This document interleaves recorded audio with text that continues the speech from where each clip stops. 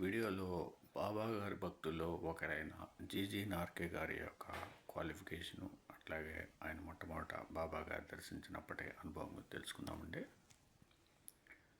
శ్రీ సాయిబాబాను దర్శించిన భక్తులలో ఎంతగానో చదువుకున్న వారు కూడా ఎందరో ఉండేవారు. వారిలో జీజీ నార్కే ఒకడు. అతడు కలకత్తాలో ఎంఏ పాస్ అయ్యాక అతనిని నాటి ఆంగ్ల ప్రభుత్వం 1909లో ఉన్నత విద్య కోసం ఇంగ్లాండ్కు పంపింది. అతడు మాంచెస్టర్లో భూగర్భ శాస్త్రంలో ఎంఎస్సి పట్టభద్రుడై ఆగస్టు 1912లో మన దేశానికి తిరిగి వచ్చాడు. అతని మామగారు నాగపూర్కు చెందిన శ్రీమాన్ బోటి.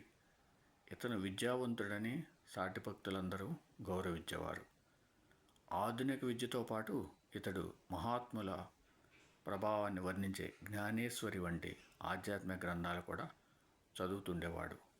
అతడి కంటే ముందు నుండే అతని భార్య, తల్లి, మామగారు బాబాను దర్శిస్తున్నారు. సాయిబాబా మహాత్ములని వారి దర్శనం చేసుకోమని బూటీ మొదలగున వారు నార్కేకు వ్రాశారు. అతడు తన దర్శనానికి రమ్మని బాబా చెబితేనే వస్తానన్నాడు.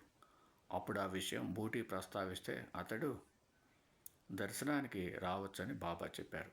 కనుక ఏప్రిల్ 1913లో అతడు తన తల్లితో కలిసి షిరిడీ వెళ్ళాడు. అతడు తన స్మృతులు ఇలా వ్రాశాడు: నేను ఏప్రిల్ 1913లో మొదట షిరిడీ వచ్చాను. బాబాకు మా వాళ్లపై ఎంతో ప్రేమ.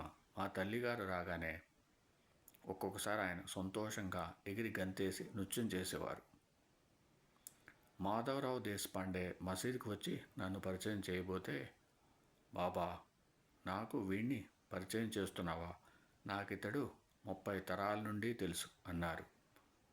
మొట్టమొదట నా హృదయంలో ముద్ర వేసుకున్నది వారి కన్నులే. వారి చూపు నన్ను అణువణువున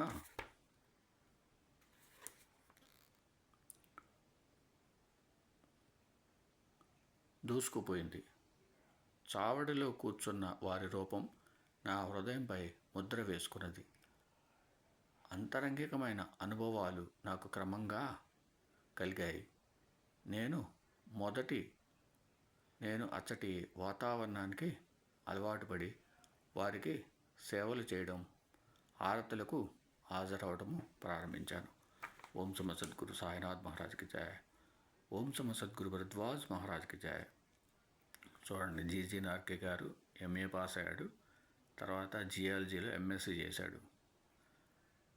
కానీ ఇప్పుడు బాబా గారిని విమర్శిస్తున్న వాళ్ళు మరి ఏం చదువుకున్నారో, వాళ్ళ క్వాలిఫికేషన్ ఏంటో వాళ్ళకే తెలియాలి. ఓం సమ సద్గురు సాయినాథ్ మహారాజ్కి జయ. ఓం సమ సద్గురు భరద్వాజ్ మహారాజ్కి జయ.